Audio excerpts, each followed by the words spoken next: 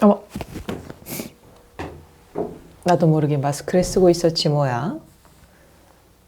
안녕하세요. 더 밀레니얼 라이브의 무희입니다. 분명히 2022년쯤에는 마스크를 안 쓰는 일상이 가능하지 않을까 생각했었는데 한동안 뉴노멀이란 얘기가 유행했었잖아요. 이제 새로운 노멀이 펼쳐질 것이다 라고 이야기를 하는데 뉴노멀이라고 하면은 보통은 먹고 살만한 사람들 얘기가 대부분이잖아요. 나만 그렇게 느끼나? 메타버스랄지 NFT랄지 아니면 비대면 일상이라든지 이런 게 사실 그런 게 가능한 인프라가 갖춰진 사람들이 누릴 수 있는 노멀들인 거잖아요. 그러니까 구노멀이든 신노멀이든 간에 너의 얘기인 사람이 있겠다라는 생각이 좀 들었어요. 이 전염병이 창궐한 세상은 어쨌든 옳지 않으니까 이 이후를 어떻게 공정하고 모두가 배려받을 수 있는 노멀로 만들까 하는 고민을 요즘 하고 있습니다. 그런 의미에서 오늘은 무슨 얘기를 할 것이냐 하면은 캥거루족 얘기를 갑자기. 캥거루족이란 말은 전부터 좀 들어보셨죠? 그 배에다 새끼를 이렇게 넣고 다니는 캥거루 같다고 해서 붙여진 이제 신조어인데 학교를 졸업하고 자립할 나이가 됐지만 부모한테 경제적으로 기대서 사는 청년이나 주로 청년들을 일컫는 말이죠. 성인일 수도 있고 예전에는 이제 학교를 마친 지 얼마 지나지 않은 20대가 대부분 캥거루족이었는데 요즘에는 30대 심지어는 40대 캥거루족도 적지 않게 있다고 해요. 가장 큰 이유는 궁금해하지 않아도 취업난과 주거비가 기하급수적으로 전세값이나 월세나 이런 주거비용이 오르면서 어쩔 수 없이 부모님 댁에 얹혀 살 수밖에 없는 젊은 사람들이 늘어난 건데요. 집에서 직장까지 왕복 3시간이 걸려요. 체력적으로도 너무 힘들죠. 경제적인 부담만 없다면 독립하고 싶은데 직장 근처의 집값은 사회 초년생이 감당할 수 없어요. 전세 대출을 받으려 해도 까다로운 조건을 맞추기 쉽지 않고 결혼도 하고 내 집 마련도 하려면 지금부터 돈 모아야 하는데 월세를 내고 있으면 저축 자체가 쉽지 않아요. 이거 진짜인 게 이제 한 달에 월세를 80만 원을 낸다고 하면 젊은 사람들이 초봉이 200에서 많으면 220 이렇게 받는다고 치면 물론 그것보다 덜 받는 사람 훨씬 많습니다.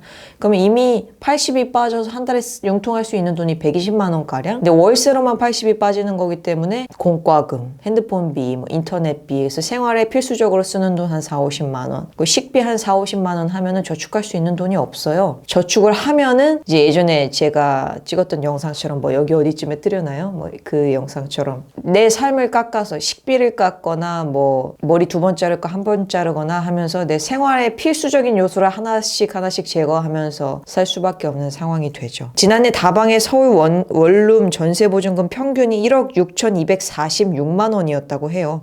평균가 1억 미만인 지역이 서울에서 단 2곳, 노원구랑 강북구 단 2곳밖에 없었다고 해요. 이자도 낮은 전세자금 대출 받으면 될 거 아니냐 이런 얘기 하는데 받아보신 분들은 아실 거예요. 이게 얼마나 쉽지 않은지 그리고 받더라도 그 이후가 얼마나 쉽지 않은지. 일단 반지하는 정 집이 없고 정 힘들면 가기는 하겠지만 대부분은 가고 싶지 않은 곳이죠. 제가 다른 영상에서도 말씀드렸어요. 모 교수님이 반지하는 사람 사는 데가 아니라고 하기도 했죠. 옥탑은 불법 건축물이라 대출이 안 나오고 또 옥탑뿐만 아니라 집주인분들이 자잘하게 이제 공사하시는 부분들이 있는데 테라스를 만든다거나 베란다를 넓힌다거나 하는 게 불법 증축이라 걸리는 게 굉장히 많아요. 그래서 등본 때 보면은 된다고 했는데 안 되는 경우도 되게 많고 그래서 전세대출 안 나오는 경우 꽤 많거든요. 마음에 드는 집이 있다 해도 대출 한도가 1억 이내로 나오면은 많이 부족하죠. 사회초년생들이 6천만 원, 7천만 원이 어디 있어요. 1억 넘으면 사실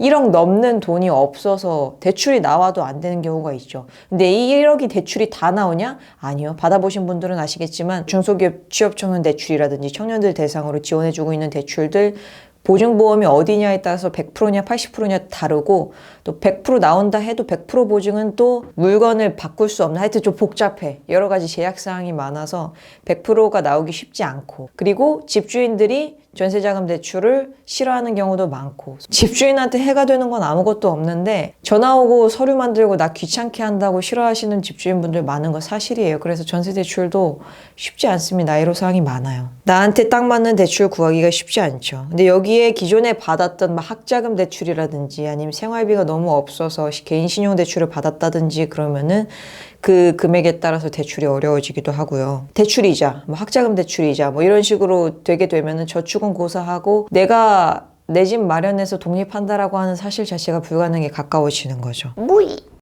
또 하나 더 이렇게 됨으로 해서 추가 피해를 받는 분들, 부모님들이죠.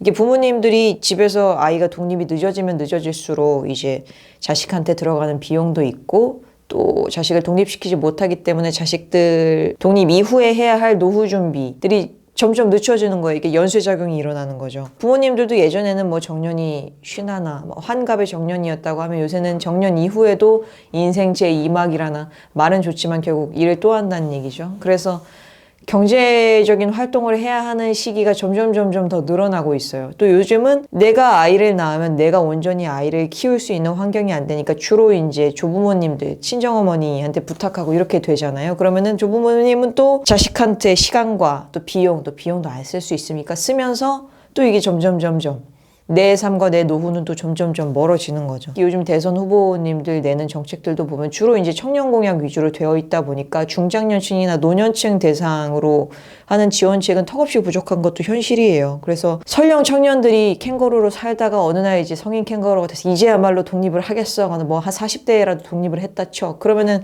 남겨진 부모님들의 빈곤과 고통은 더욱 커지고 길어질 수밖에 없는 거죠. 이제 100세 시대도 아니고 120세 세대라는데 살아야 할 날은 너무나도 많이 남았는데 말이죠. 이 폭탄 돌리기가 결국 없는 사람들끼리, 가족들끼리, 지역 공동체끼리 계속 돌아가고 있는 거예요. 이 빈곤의 폭탄이랄지 불행의 폭탄이랄지 뭐라고 불러야 될지는 모르겠지만, 그래서 이런 고리를 어떻게 끊을 수 있을까, 어떤 방식으로 이런 것들을 전부 보듬을 수 있을까가 우리의 숙제고 이제 나라를 이끌 일꾼이 되실 분들의 숙제겠죠. 제가 예전 영상에서 이 얘기 했었나요? 저는 결혼은 안 해도 아이는 낳자주의였어요. 왜냐면 저는 아이를 너무 좋아했고 육아를 한다라고 하는 게 사람 인생에서 굉장히 유의미하고 가치가 높은 일이라고 생각을 했거든요. 꼭 절 닮은 아이를 키워보고 싶었어요. 그런데 직장에서 같이 일하는 언니들, 선배님들 하시는 거 보면은 아이 하원 시간 됐는데 하원할 사람이 없어서 조부모님이나 남편이나 아니면 누군가 나 대신 하원시킬 사람이 없어서 회사에다 사정해서 한 4시 반쯤에 퇴근해서 아이 하원하러 가고, 아기 아프면 병원 데려갈 사람이 없어서 조퇴하고 가고, 이런 되게 고통스럽게 일하는 워킹맘들을 보면서 나는 아이를 낳을 수 없겠다 라고 생각을 했었거든요. 저는 결혼을 했습니다만 지금 남편한테 결혼하기 전에 저는 아이 안 낳을 거니까 그거에 동의하시면 우리 결혼을 해요 라고 하면서 결혼을 했었거든요. 어렸을 때 바람이 되살아나는지 또 결혼을 하니까 생각이 바뀌는지 또 아이를 갖고 싶다는 생각을 하게 됐어요. 내가 갖고 싶다, 갖고 싶지 않다라는 바람을 넘어서 현실적인 제약이 너무 많은 거예요. 방금 말씀드렸던 것들 있잖아요. 내가 온전히 내 아이를 책임질 수 없음으로 인해서 벌어지는 일들, 조부모님 그분들이 시간과 돈을 들여서 내 아이를 돌봐야 하는, 그리고 그 아이는 나나 내 남편과 보내야 할 그 중요한 시기에 조부모님과만 정서적인 소통을 하는 그런 게 뻔히 보이잖아요. 저는 어쨌든 일을 해야 되고 맞벌이를 하지 않으면 아이 하나 제대로 건사하기도 힘든 요즘이니까. 그러니까 여러 가지가 마음에 걸리고, 이 캥거루 안에 캥거루가 한 4, 5단짜리 캥거루가 있는 느낌이 자꾸만 드는 거야. 노동소득만으로 안 되니까 자본소득을 위해서 주식시장에 뛰어들었는데 준비가 되지 않았으니까 그마저도 잘 안 되고, 아이를 낳지 않는다라고 하는 것에 함의가 이렇게 많다는 것을 이제 정책을 입안하시는 분들이 아셨으면 좋겠고, 알기만 하지 말고 깊이 좀 느끼셨으면 좋겠어요. 저도 그렇고 제 주변 사람들도 아이를 키울 수 있는 여건이 충분히 되면 낳을 사람 많아요. 지금까지 영상에서 말했던 모든 것들이요, 나라는 사람이 한 사람의 오롯한 성인으로 서지 못하게 만들고 있다는 것을 진짜로 진정한 의미로 아셨으면 좋겠습니다. 며칠 동안 몸이 안 좋아가지고 오늘 좀 텐션이 낮았던 것 같은데, 텐션이 높을 만한 즐거운 이야기도 아니기는 했지. 하여튼 캥거루가 엄마 뱃속에서 하루빨리 뛰쳐나올 수 있는 아름다운 세상이 되길 바라면서 지금까지 더 밀레니얼 라이브의 무이였습니다. 제 영상 좋으셨다면 좋아요와 구독, 댓글, 알람 설정 부탁드립니다. 안녕.